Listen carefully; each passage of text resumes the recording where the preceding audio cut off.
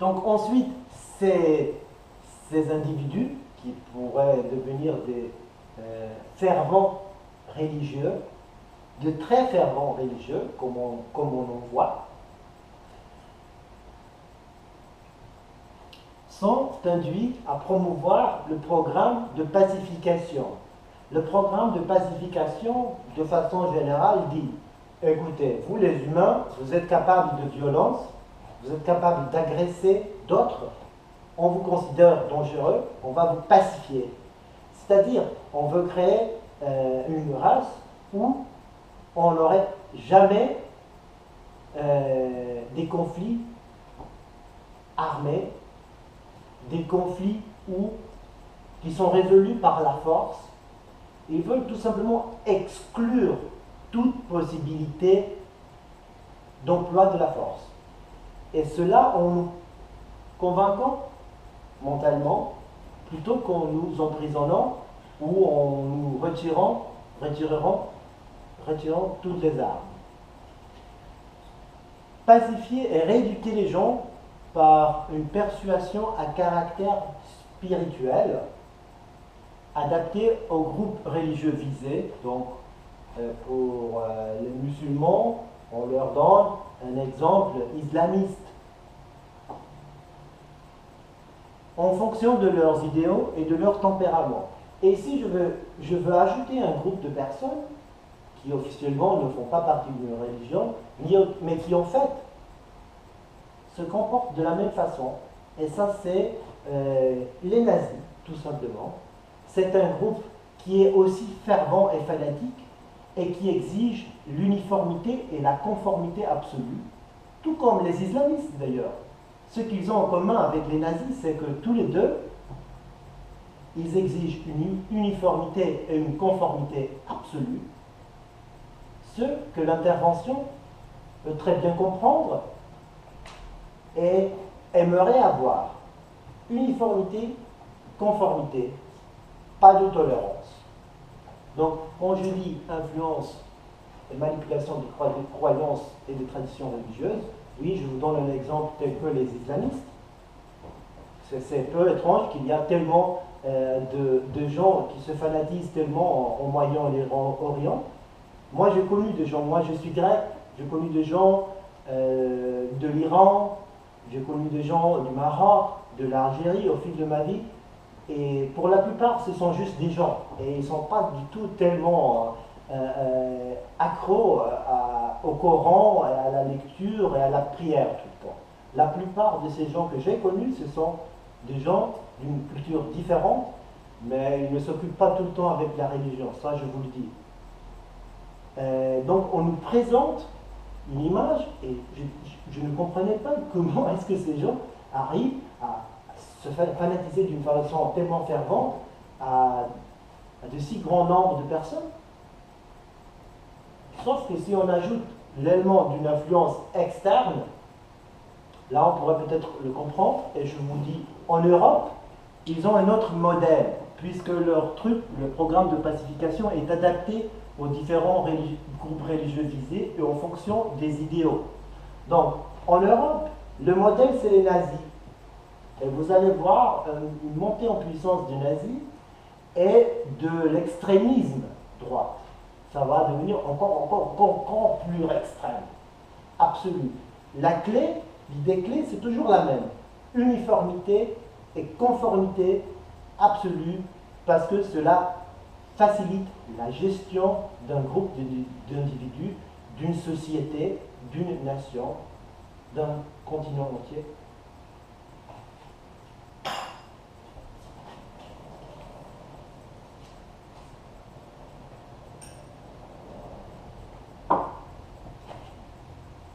Donc, troisième secteur d'activité, l'établissement physique des visiteurs sur notre planète, puisque jusqu'à présent, ils ont fait du contact avec des leaders, ils ont pris contact avec certains individus qu'on considérait psychiques, sensibles au niveau mental, mais rien quant à la population générale de notre monde.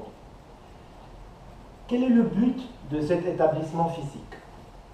Tout d'abord, on veut habituer la population à la présence des extraterrestres et à son effet sur notre propre environnement mental. Donc, vous voyez ici, ils ajoutent un concept, une notion que jusqu'à présent on n'avait pas. Et il est normal que vous vous en doutiez, que vous pensiez que c'est étrange, puisque c'est une chose complètement nouvelle. Peut-être il faut y réfléchir d'abord. Et donc, c'est normal que de nombreuses choses qui sont décrites dans le livre des Alliés, qu'elles suscitent un scepticisme, qu'elles suscitent une réflexion, parce que c'est complètement nouveau, parce qu'on ne le connaît pas. Donc, ils ont un effet sur notre environnement mental. Qu'est-ce qu'ils font? Comment est-ce qu'ils s'établissent? Ils construisent des établissements, souvent dans de grands volumes d'eau, dans des montagnes et près de grands centres de population. Ces établissements sont dissimulés, mais diffusent une influence puissante sur les populations humaines à proximité. Donc, notez bien, quand on nous parle de grands volumes d'eau, on ne dit pas la mer, on dit de grands volumes d'eau. Donc, ça pourrait inclure de grands lacs, comme par exemple au centre-nord des États-Unis, les grands lacs pourraient être des grands lacs près de grandes villes ou dans des montagnes. Donc, ils construisent ces établissements, ils prennent beaucoup de soins et souvent beaucoup de temps pour que ce soit bien, bien établi et que l'effet sur notre environnement mental soit efficace. Donc, ensuite, ils diffusent, ils émettent une certaine influence dans l'environnement mental dont la plupart de nous n'est pas consciente. Peut-être certains de nous sont bien capables de sentir qu'il y a quelque chose qui cloche, comme Kevin nous a raconté, hein, qu'il sentait qu'il y avait quelque chose et il ne pouvait pas la placer. Moi, c'est aussi une chose que j'ai eue toute ma vie. Il y avait une chose, ça ne provenait pas de nous, ça provenait d'au-delà de notre monde, mais je ne savais pas qu'est-ce que c'était. Et à cet égard, j'ai beaucoup apprécié les exposés des Alliés de l'humanité qui m'ont permis à comprendre un certain nombre de choses. Donc, et dans ces endroits, les visiteurs s'assurent que suffisamment de citoyens terriens leur prêtent allégeance, donc dans l'endroit où ils ont construit leur base, pour que ces citoyens maintiennent le secret de cette présence et même protègent un établissement comme ça. Donc ils ont des représentants humains, donc des gardes de sécurité, également des individus qui sont dans la proximité de cette base, vivant dans le centre de population, c'est-à-dire dans une ville, qui sont au courant de la base souterraine ou, je ne veux pas dire sous-marine parce qu'elle est sous l'eau, mais pas nécessairement sous mer, et qui gardent le secret, qui aident à promouvoir la mentalité et la pensée, et surtout, si quelqu'un découvre la présence d'une telle base et essaye de nuire au bon fonctionnement de cette base, il y aura des agents de sécurité humains qui interviendront, plutôt que les extraterrestres eux-mêmes. Ils nous laissent faire leur boulot vis-à-vis de notre propre population, ce qui les protège d'une certaine façon, parce qu'eux, ils ne commettront pas de violence envers nous. Ils ne sont pas permis de faire ça. Mais ils peuvent bien inciter un groupe de notre propre race à entreprendre des actions vis-à-vis des autres membres de notre race.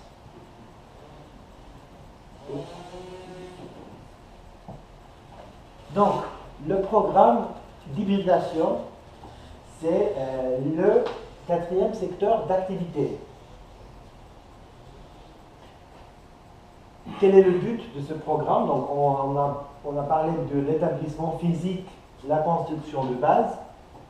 Ici, on essaye de s'établir en créant des liens de son avec nous. La progéniture issue d'un tel programme portera tout de même allégeance aux visiteurs. Donc, la progéniture, les êtres qui sont en train, disons, de cultiver, auront l'apparence tout à fait humaine, comme nous. Ils ont des capacités mentales bien plus avancées que les nôtres, mais toutefois, dans leur cœur, leur loyauté sera aux visiteurs extraterrestres et pas à la race humaine. Et ils font ça à travers d'un programme de hybridation qui fonctionne depuis plusieurs décennies déjà. On a quand même un grand nombre de gens qui se disent avoir été enlevés, qui disent qu'ils ont subi des expérimentations génétiques. Et, selon les alliés de l'humanité, tout ça fait partie du programme d'hybridation. Donc ils veulent extraire des ovules, du sperme et d'autres matériaux. Ils veulent créer une progéniture et souvent l'éducation de la progéniture est elle aussi très importante. Donc on a des cas où une personne qui a été enlevée pour créer un bébé est enlevée de nouveau au fil des années pour qu'elle puisse visiter son enfant hybride avec des éléments psychologiques là où ils insistent que la mère tienne le bébé dans ses bras parce que le bébé a besoin de l'affectivité humaine, même s'il y a un pourcentage de gènes extraterrestres, il y a pour la plupart humains. Donc, ils ont un programme bien développé pour avoir un être tout à fait humain à l'extérieur, mais qui a une mentalité tout à fait pareille à celle de nos visiteurs. En application depuis plusieurs générations déjà, ce programme sera éventuellement efficace. À ce moment, ils ont encore du mal à créer des hybrides qui puissent vivre pendant de longues périodes dans notre monde. Donc ils peuvent peut-être passer 1 mois ou 2 mois ou 1 an, mais ils ne peuvent pas vivre complètement et infiniment, tout comme nous, dans notre monde, toute l'année, subir toutes les pressions de notre environnement, puisque eux aussi sont exposés aux virus, et aux bactéries et toute la microbie de notre monde. Mais on aura éventuellement des êtres humains d'une intelligence supérieure, et donc, par nature, on sera enclin à en faire des leaders, puisque, imaginez que vous allez jouer aux échecs, et vous savez jouer assez bien, et ce mec-là, il n'a pas besoin de réfléchir, chaque fois il sait faire le bon coup. Vous perdez chaque fois de lui. Dans tous les raisonnements, dans tous les débats, dans toutes les discussions, il gagne toujours, ses raisonnements sont parfaits. Il est extrêmement persuasif. Bon, au bout du compte, cet individu va devenir un PDG, plus tard un Premier ministre, ou un conseiller d'un Premier ministre. Les alliés nous disent qu'au bout du compte, on a déjà des individus en place qui sont plutôt en position de conseiller, et on fabrique des hybrides qui, au bout du compte, devraient devenir le leader. Que ce soit au niveau religieux, que ce soit au niveau des institutions financières, que ce soit politique. Donc, ça c'est la raison des enlèvements, et les alliés nous disent que les visiteurs ne sont pas ici pour nous priver de nos capacités reproductrices. La raison qu'ils sont intéressés à cela, c'est pour créer des hybrides.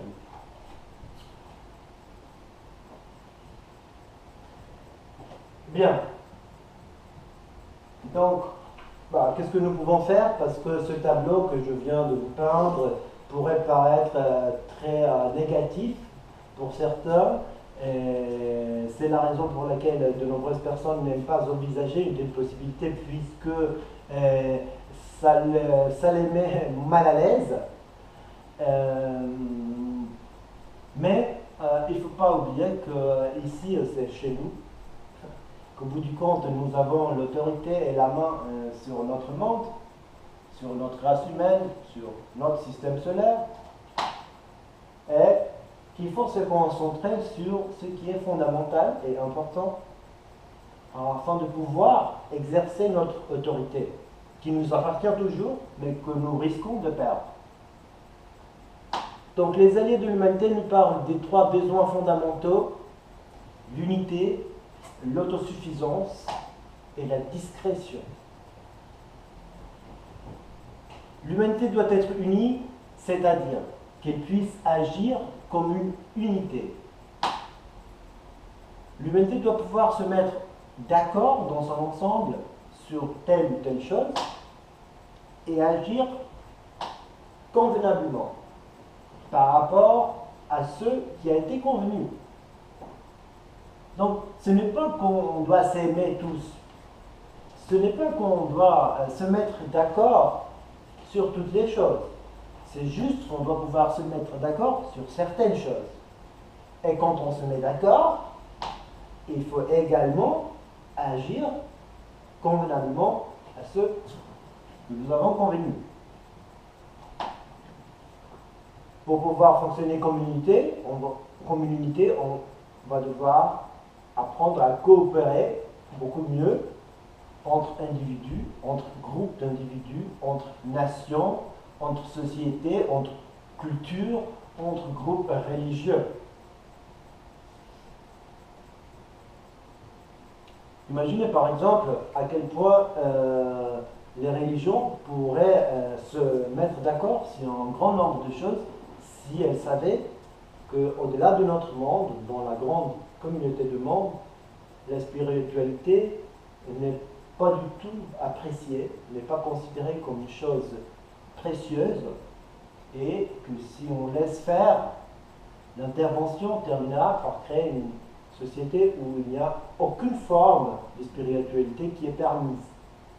Si les religions savaient qu'en fait leur propre existence et leurs institutions sont toutes menacées, elles pourraient peut-être se mettre à coopérer au lieu que les unes essayent d'exterminer les croyants des autres, ce qui est souvent le cas comme dans le Moyen-Orient. L'humanité doit être autosuffisante, c'est-à-dire nous devons subvenir à tous nos besoins fondamentaux en utilisant des ressources disponibles dans notre propre monde. En aucun cas, nous ne devons devenir dépendants de ressources provenant d'autres mondes. En aucun cas, nous ne devons devenir dépendants d'une technologie extraterrestre. Si on épuise totalement certaines ressources indispensables, je ne parle pas du pétrole, puisque le pétrole, au bout du compte, s'avérera ne pas être une ressource indispensable, mais tout à fait remplaçable.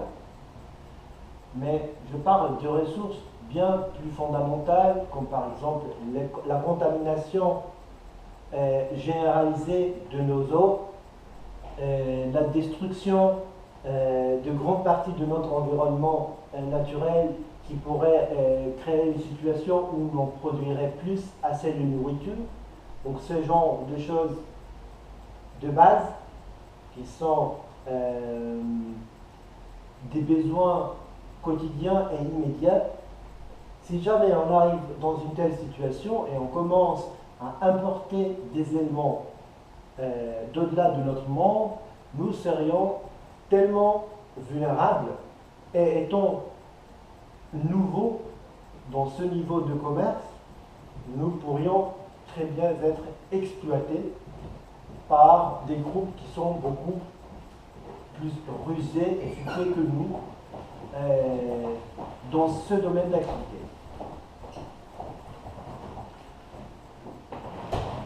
L'humanité doit être discrète, c'est-à-dire il faut développer de nouveaux systèmes de communication